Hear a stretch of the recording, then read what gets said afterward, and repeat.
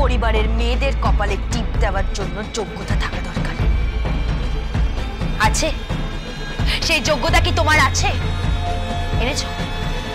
এনেছো আমার জন্য সোনার গয়না আনতে পেরেছো? তুমি আমার জন্য গলার নেকলেস, কানের দুল এনেছো?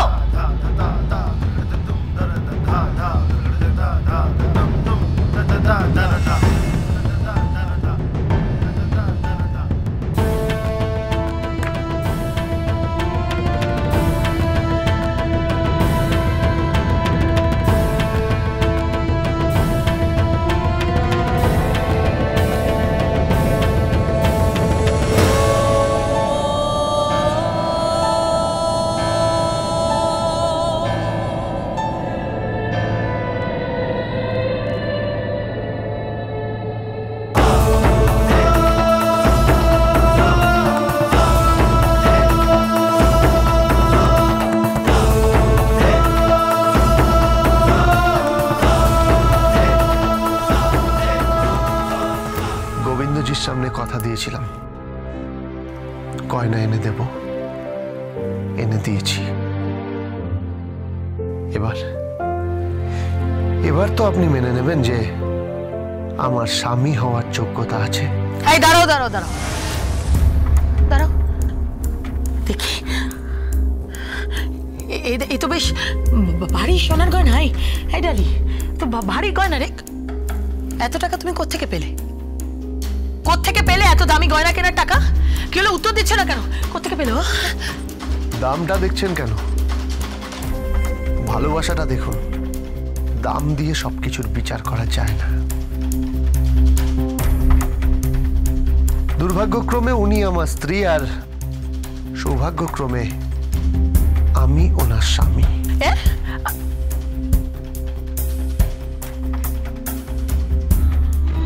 राधा का भी शाम वो तो मीरा का भी शाम।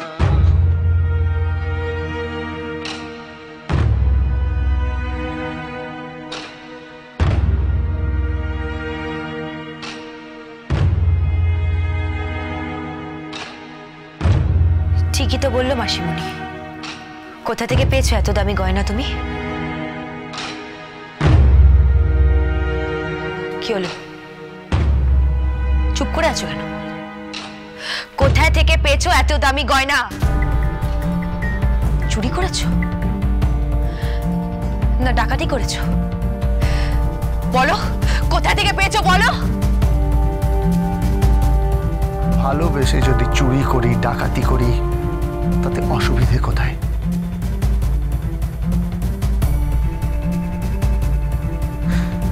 আপনার নিশ্চয়ই আর কোনো সন্দেহ নেই যে আমি আপনার স্বামী হওয়ার যোগ্যতা রাখি। ও তাই নাকি? হ্যাঁ।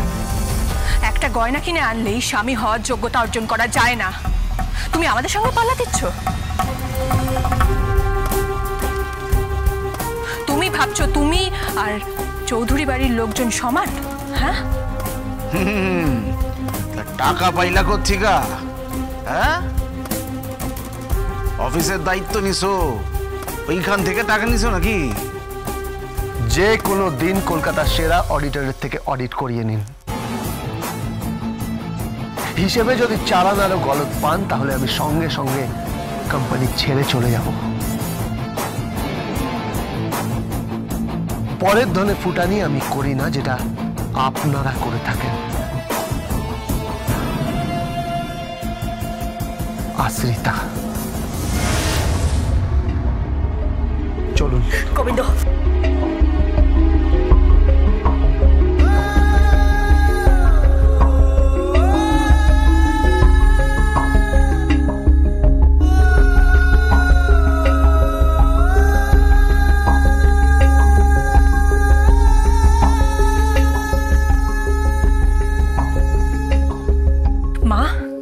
শুনলে কি বল? সব শুনেছি,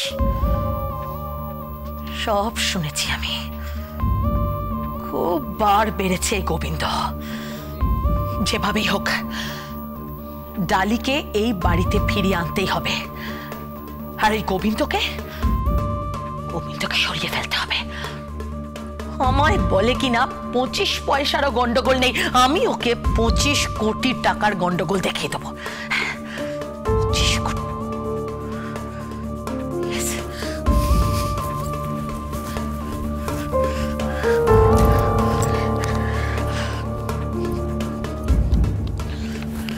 হ্যালো রকি, কথা বলতে চাই। হ্যাঁ, নিপা কাকিমা বলছি, নিপা কাকিমা।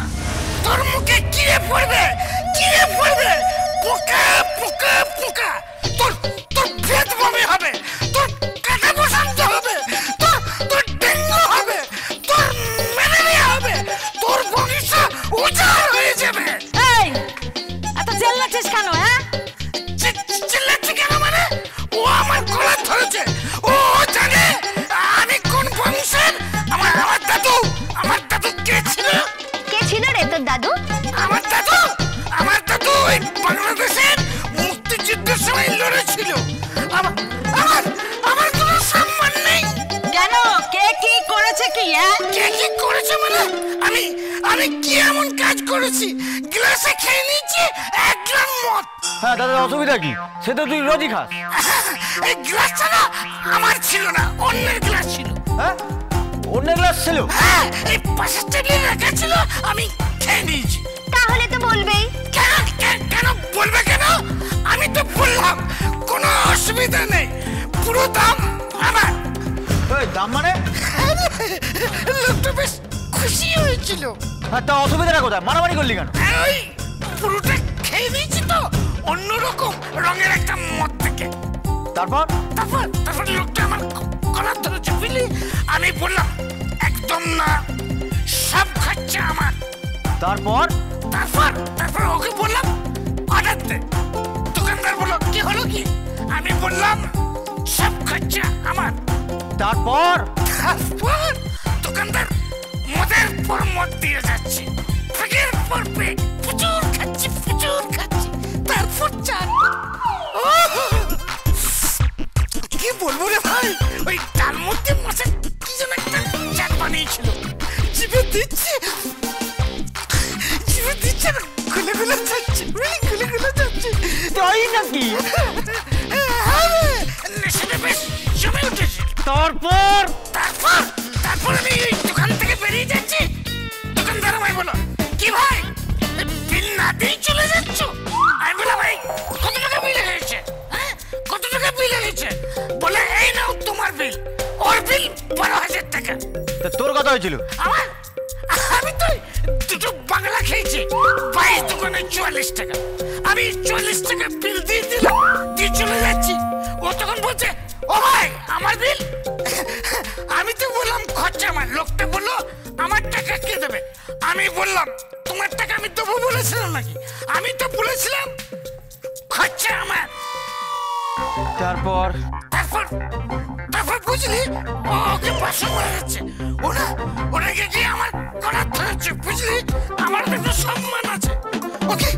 ওকে জানে আমার দাদু কে ছিলেন? আমার দাদু বাংলাদেশের মুক্তিযোদ্ধা ছিলেন, মুক্তিযোদ্ধা। Dance with Portugal Bindo.